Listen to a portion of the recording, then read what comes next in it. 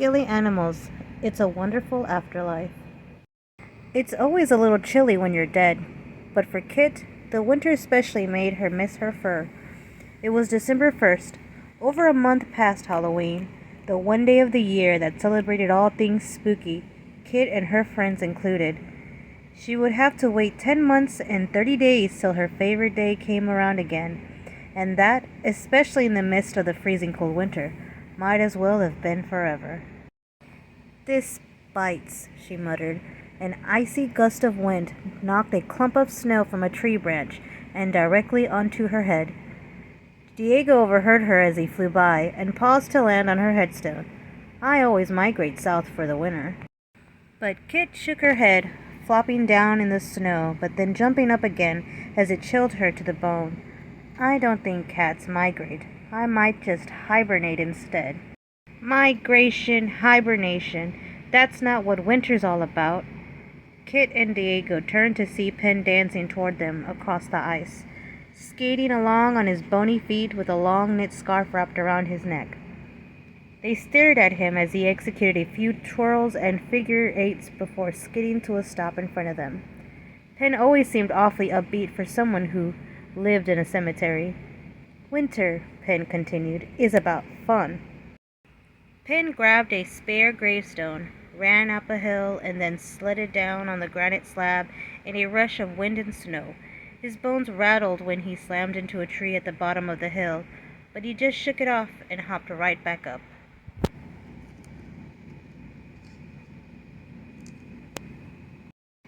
Max and Jay, who had been prowling around the graveyard's perimeter, bounded over when they heard the collision. Jay took one look at Pen and his makeshift sled and exclaimed, "Can I try?" "Awoo!" Pen handed the gravestone over, and Jay nudged it back up the hill with his snout. "Awoo!" he howled as he flew back down, digging the claws of all four paws into the slab. "Well?" Kit asked as she and the others gathered around, eagerly awaiting Jay's reaction. Jay looked dazed for a moment, but then he exclaimed, "That was awesome!" Pen turned to Kit, looking very pleased with himself. "Still feel like hibernating?" "More than ever." Kit leaped onto her headstone and perched there beside Diego. She gave herself a brisk shake, trying to escape the accumulating snow, but it just kept falling steadily. She hated water of all kinds, but she was quickly realizing that this frozen stuff was the worst of all. But Pen wasn't giving up. He flopped into a snowdrift and flapped his wings to make his own penguin-shaped snow angel. "Now that I can do." Diego fluttered down beside him and made an imprint of himself in the snow. No wing flapping required. Next, Pen grabbed a flipperful of snow, smushed it into a ball, and tossed it at Max. In retaliation, Max jumped on a mouthful of snow and, chuckling, spit it at Pen, who dodged behind his headstone. Jay leaped into the fray, spraying snow in every direction with his front paws plus his long tail. While the other animals laughed and Kit groaned and hunkered down, trying to avoid the splattering snow. Soon they were all weaving between the headstones and trees in their own little pet cemetery, their shouts of joy echoing off the icy stones. Diego swooped down and scooped up such a big pile of slush in his right wing that he spiraled to the ground and wound up buried under a pile of snow. "Snowman! Great idea!" Pen propped Diego up, packed the snow more tightly around him, and wrapped his scarf around the bat's neck. "You are so not doing that to me," Kit informed him.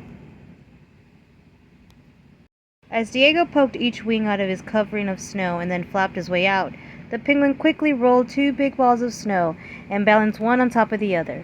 He added two pointy ears and a tail, then stood back to admire his handiwork. "It looks just like you," Max told Kit, looking back and forth between the snow cat and the skeleton. "It certainly looks as cold as I feel," Kit replied. Diego gallantly passed her Pen scarf, but even after she wrapped it around herself, she still couldn't stop shivering. She narrowed her eyes at the bat. "Aren't you supposed to be migrating by now?" Diego shrugged. This isn't so bad. I might just hang around. Kit slunk down from the headstone and wove her way between the graves, feeling colder and lonelier than ever. But Penn finally had an idea for how to cheer Kit up. He gathered the others and told them his plan.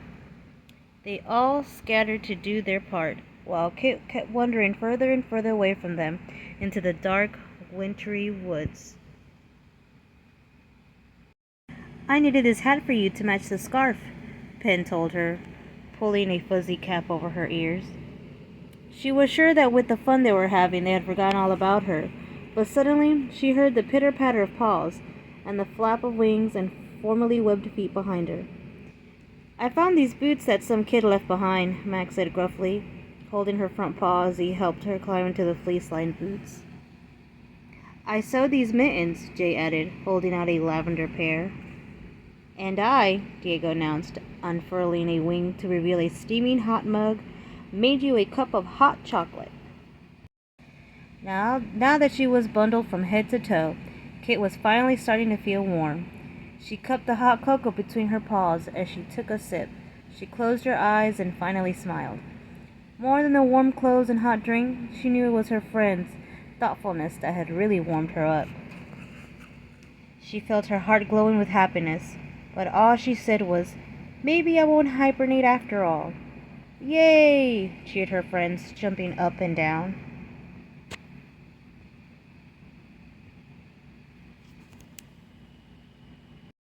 "Snow fort?" Penn suggested, and this time Kit joined in the fun. Soon they were all piling snow bricks to make their own little igloo where they could curl up all warm and cozy together. With her mittens on, Kit didn't even mind grabbing pawfuls of snow. It was no Halloween, Kit thought. No day at the beach either. But she guessed winter wasn't the absolute worst thing that could happen to her. With that, she lobbed a big, juicy snowball at Penn, giggling behind her paws at the shocked expression on his face. The end.